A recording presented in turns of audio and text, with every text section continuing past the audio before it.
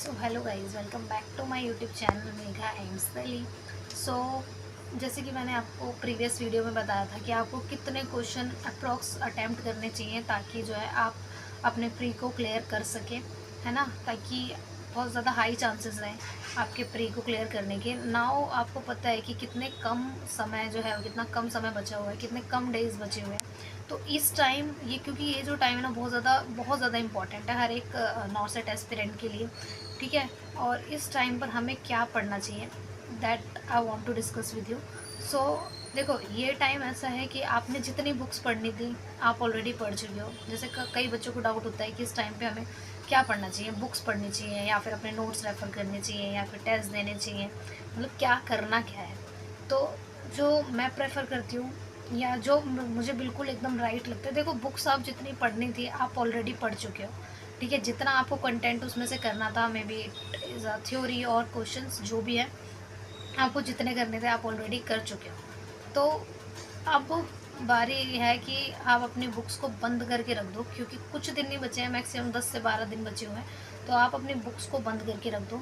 जितने भी आपने अपने नोट्स बनाए हैं ना, नोट्स आपने चाहे अपने टेस्ट सीरीज से, जैसे मैंने पहले ही बोला है कि टेस्ट सीरीज से भी नोट्स बनाया करो जो भी आपको इंपॉर्टेंट लगता है। तो आपने जो भी टेस्ट सीरीज से अगर नोट्स बनाए हैं और मतलब, या फिर आपने बुक्स से कोई नोट्स अपने लिखे हुए हैं, जो क्वेश्चंस वगैरह होते हैं उनसे कुछ नोट्स लिखे हुए हैं, और जो भी आपके कोचिंग के नोट्स हैं, ये सारे नोट्स आपको 10 से 12 दिन के अंदर ख़त्म करने हैं। और जितने भी अपने माइनर सब्जेक्ट्स जो भी आपने ढंग से नहीं पढ़े थे वो भी आपको 2 दिन के अंदर ख़त्म करना है। तो ये सब आपको पढ़ना ही पढ़ना है। और एंड डेज में तो फिर आपको अपनी जीके भी करनी है, जीके के अलावा मैथ्स करनी है, रीजनिंग करनी है, इंग्लिश थोड़ी बहुत देखनी है ना। तो ये सारी चीज़ें भी करनी होती हैं। तो अब टाइम है कि बुक्स को बंद करके रख दो। अगर हाँ, मतलब ऐसा है कि अगर आपका कोई ऐसा टॉपिक है कि जो थोड़ा सा मिसिंग है, कि आपने नहीं पढ़ा है और वो इम्पॉर्टेंट है, तो वो आप बुक लेके पढ़ सकते हो। लेकिन अब टाइम आ चुका है बुक्स को बंद करने का। इसके अलावा टेस्ट देना चाहिए या नहीं देना चाहिए, देखो ये तो मैंने बता दिया कि आपको नोट्स ही पढ़ने हैं। क्योंकि 10 से 12 दिन ऐसे हैं कि आप अपने नोट्स एकदम थॉरो हो जाओ। आपको अपने नोट्स पूरे तरीके से रिवाइज़ कर लो कि आपके नोट्स जो हैं आपके टिप्स पे हों। आपको मतलब कोई भी ऐसी चीज़ ना हो कि जो आपको ना आती हो अपने नोट्स में से। एटलीस्ट मतलब अपने नोट्स तो आपको आपके टिप्स पे होने ही चाहिए, ताकि आपके कोई भी क्वेश्चन आए ना, आपके नोट्स में से आए, तो वो क्वेश्चन तो आप अटेम्प्ट करके ही आओ, है ना। तो ये चीज़ है। इसके अलावा आपको टेस्ट देना चाहिए नहीं देना चाहिए, तो आप पर डे एक टेस्ट दे दो। एक टेस्ट से ज़्यादा मत दो, ठीक है, क्योंकि उसमें भी टाइम लगता है। और मतलब जिसके अच्छे खासे नोट्स हैं तो उन्हें रिवाइज़ करने में भी थोड़ा टाइम लगेगा, पढ़ने में थोड़ा टाइम लगेगा। तो एक ही टेस्ट दो, डेली दो, ठीक है। उससे आपको अपना पता चल जाएगा जो भी है। और हाँ, एक चीज़ ये भी है कि जो वीडियोस वगैरह, मैं तुम्हें बताती हूँ कि मैंने अपने टाइम पे क्या किया था।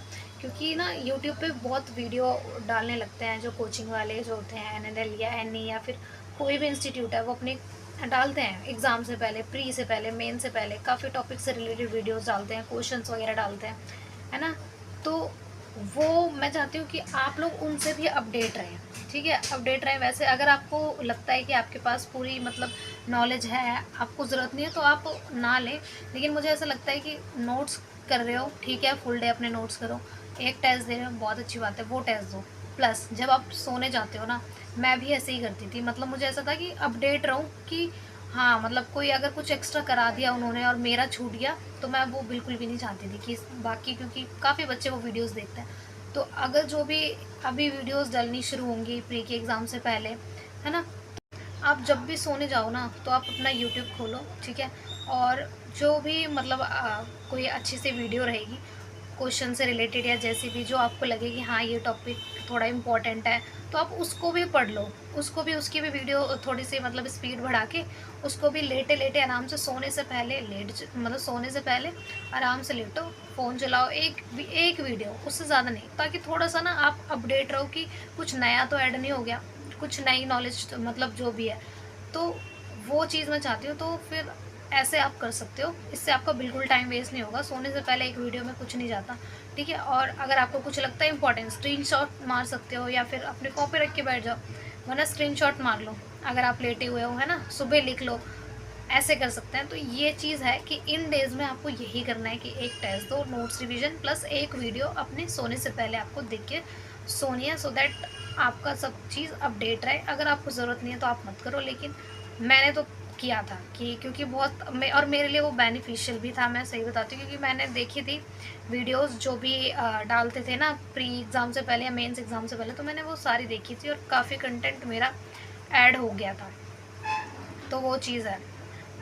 तो ये सब तो आपको पढ़ना है। अब ये क्वेश्चन तो क्लियर हो गया कि हमें क्या क्या पढ़ना है, ठीक है। तो अब नेक्स्ट क्वेश्चन ये है कि आपको पेपर कैसे अटैम्प्ट करना है, ठीक है। पेपर कितने क्वेश्चन अटैम्प्ट करने हैं, क्या पैटर्न है, ये सब तो मैं आपको ऑलरेडी बता चुकी हूँ। लेकिन पेपर अटैम्प्ट कैसे करना है, तो क्योंकि पेपर अटैम्प्टिंग बहुत बड़ी चीज़ है। बड़ी इसलिए कह रही हूँ क्योंकि नॉलेज होते हुए भी काफ़ी बच्चे यहाँ पर अटक जाते हैं, क्योंकि अटैम्प्टिंग में थोड़ा सा इधर उधर होता है, इस वजह से। तो सबसे पहली इम्पॉर्टेंट बात तो ये है कि आपको जो है क्वेश्चंस बहुत अच्छे से पढ़ने हैं। हर एक क्वेश्चन को एक बार नहीं 2 बार पढ़ो, और जो वो लिखा रहता है ना एक्सेप्ट या फिर जो भी है, ठीक है। तो ये इन सब चीज़ों को बहुत अच्छे से पढ़ना है। ये नहीं कि आपने वो चीज़ पढ़ी ही नहीं है और आपने कुछ भी टिक लगा दिया। तो आपको क्वेश्चन अच्छे से पढ़ना है, सबसे पहली चीज़ तो ये है, ताकि आपके क्वेश्चंस गलत ना हो। तो मैं इस वजह से बता रही हूँ। तो पहली चीज़ तो ये है कि क्वेश्चन अच्छे से पढ़ोगे, और ऐसा नहीं है कि आपने एक ऑप्शन देखा, 2 ऑप्शन देखे, सारे ऑप्शन आप देख ही नहीं रहे हो। आपको चारों, चाहे बेशक आपको लगे कि हाँ पहला ऑप्शन करेक्ट हो सकता है, बिल्कुल आपको ऐसा लग सकता है कि पहला ऑप्शन करेक्ट होगा, लेकिन आपको चारों ऑप्शन देखने हैं। चारों ऑप्शन देखने के बाद आपको डिसाइड करना है कि कौन सा ऑप्शन करेक्ट है, ठीक है। फिर आप पहला लगा दो अगर आपको लग रहा है कि हाँ पहला है तो, ठीक है। क्योंकि चारों ऑप्शन आपको पढ़ना है। हो सकता है कि मतलब नीचे आपको और अच्छा आंसर मिल जाए, ठीक है, और वैलिड आंसर मिल जाए, तो वो चीज़ है। तो ये हो गई दूसरी चीज़। तीसरी चीज़ ये है कि जो भी आप क्वेश्चन करोगे ना, तो जैसे क्वेश्चन पेपर खुलेगा, आप क्वेश्चन करना स्टार्ट करोगे, तो उसमें जो क्वेश्चन आपको आता है, आप जाहिर सी बात है उस पर टिक कर ही दोगे, क्योंकि वो तो आपको आता है। लेकिन कुछ क्वेश्चन में आप अटकोगे, ठीक है। तो कुछ क्वेश्चन ऐसे होंगे भाई, जो क्वेश्चन ऐसे होना जो आपको लग रहा है कि ये तो मुझे बिल्कुल भी नहीं आता, जो आपको लग रहा है कि भाई ये तो मतलब मैंने कभी टॉपिक पढ़ा ही नहीं है और मुझे इसके बारे में कोई भी नॉलेज नहीं है, इस मतलब उसमें आप दिमाग अपना यूज़ कर ही नहीं सकते, क्योंकि आपने कभी पढ़ा ही नहीं। तो उस क्वेश्चन में तुक्के मत लगाना, उस क्वेश्चन को छोड़ देना, ठीक है। सीधे सीधे छोड़ते जाओ, और ना बिल्कुल टाइम वेस्ट नहीं करना कि आप एक क्वेश्चन पे ही अटक जाओ। ऐसा कुछ नहीं है। अगर आपको लग रहा है ये आता है लगा दो, नहीं आता आगे बढ़ो, ठीक है। तो ये चीज़ है, किसी क्वेश्चन पे नहीं अटकना कि आप एक क्वेश्चन पे ही 3-4 मिनट आप अपने वेस्ट कर रहे हो, बिल्कुल भी नहीं करना ऐसा। देखो कुछ क्वेश्चन आपको ऐसे मिलेंगे जहाँ पर आपको क्या होगा, 2 ऑप्शन के अंदर डाउट होगा, जहाँ पर आपने टॉपिक पढ़ा है, आपको थोड़ी सी कन्फ्यूजन है कि भाई इसमें क्या करेक्ट हो सकता है। तो जहाँ पर आपको देखो, जहाँ पर आपको लगे ना कि मतलब मुझे ज़्यादा सोचने की ज़रूरत पड़ेगी, इसमें थोड़ा सा टाइम कंज्यूमिंग हो सकता है, मैं तो कहूँगी कि उस क्वेश्चन को भी आप छोड़ देना। आप सबसे पहले वही क्वेश्चन अटैम्प्ट करना जो आपको बहुत अच्छे से आते हैं, ठीक है। जो आपको बहुत अच्छे से आते हैं, आपने पहला क्वेश्चन देखा आपको आता है, सीधा टिक करो। दूसरा नहीं आता, हटाओ। तीसरा आता है, टिक करो।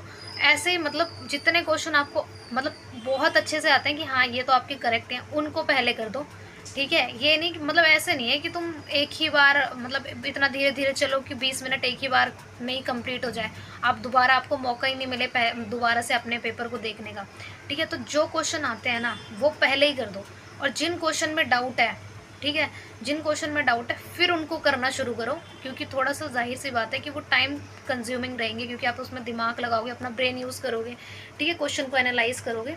तो फिर तब उन कन्फ्यूजन वाले क्वेश्चन को करना शुरू करो, और जो आपको बिल्कुल नहीं आ रहे और उन क्वेश्चन को बिल्कुल छोड़ दो।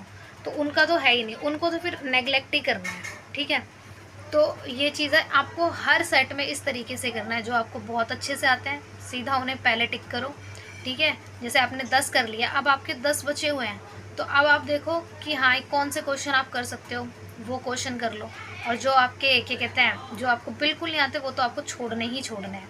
अब देखो, जब मैंने अपने प्रीवियस टाइम पे वीडियोस देखी थी ना, तो उसमें ऐसे बोलते थे कि एडमिट कार्ड पे अपना लिख लो, जो भी सेट बना लो, और उसमें लिख लो कि कौन से क्वेश्चन आपको आते हैं, कौन से नहीं आते।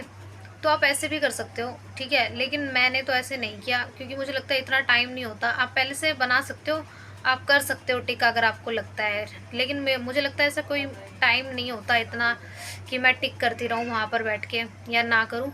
तो सबसे बेटर ये है कि यार उसमें ना मतलब साइड में आता है, उसमें साइड में जब 20 क्वेश्चन लिखे हुए आएंगे ना, तो उसमें आपको दिखेगा कि आपने 10, जब आप शुरू में 10 क्वेश्चन आपने कर लिए हैं, फॉर एग्जांपल मैं बता रही हूँ कि आपको अच्छे से 10 क्वेश्चन आते थे और आपने 10 क्वेश्चन अटेम्प्ट कर लिए, तो उसमें दिखेगा कलर, उसमें पता चलते हैं कि आपने इतने क्वेश्चन अटेम्प्ट कर लिए हैं, 10 क्वेश्चन आपके अटेम्प्ट हो चुके हैं, मतलब वो 10 क्वेश्चन आपने अच्छे से किए हैं, ठीक है।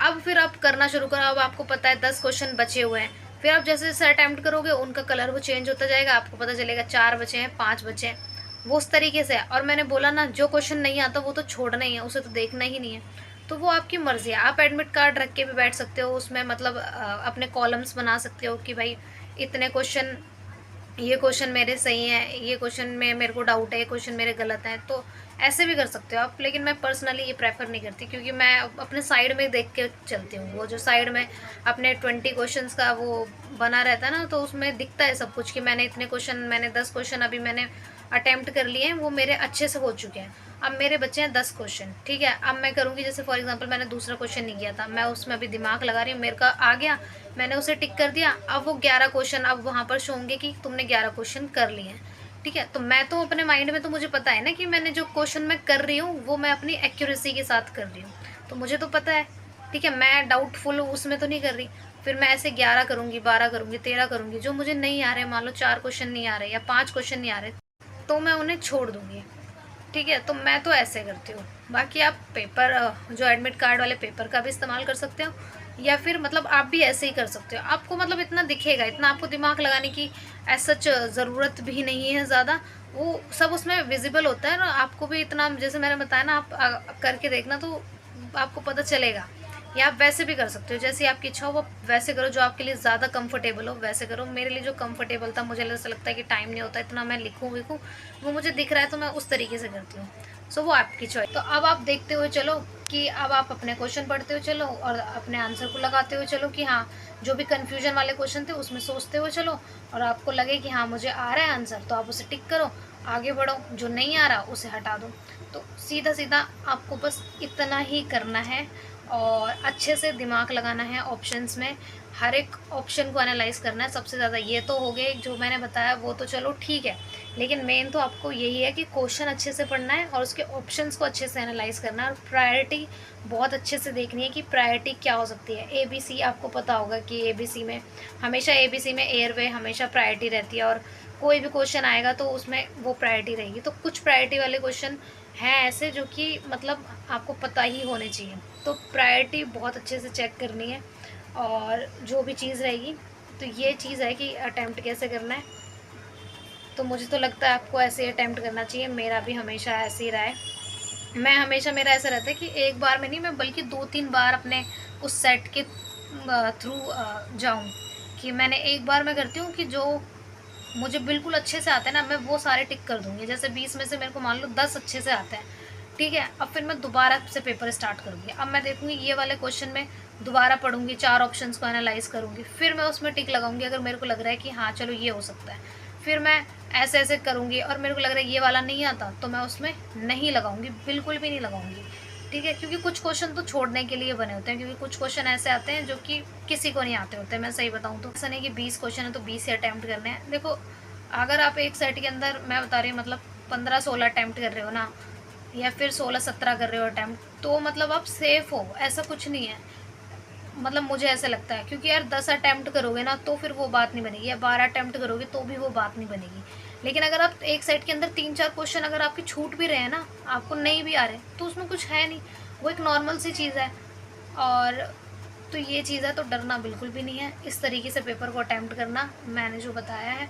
अगर आपको फिर भी ऐसा लग रहा है कि थोड़ी सी कन्फ्यूजन हो रही है ना, तो आप मेरे को इंस्टा पे भी मैसेज करके पूछ सकते हैं कि अगर आपको थोड़ा सा डाउट लगे कि क्या चीज़ कैसे है, तो आप इंस्टा पे मैसेज करके पूछ सकते हैं अगर आपको डिटेल में जानना है, या फिर कमेंट करके पूछ सकते हैं, ठीक है।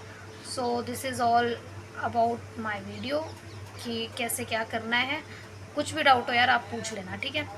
Okay, so thank you so much guys, अगर आपने ये वीडियो देखी है तो। और ठीक है, okay, like my video and subscribe to my channel. Okay, bye bye.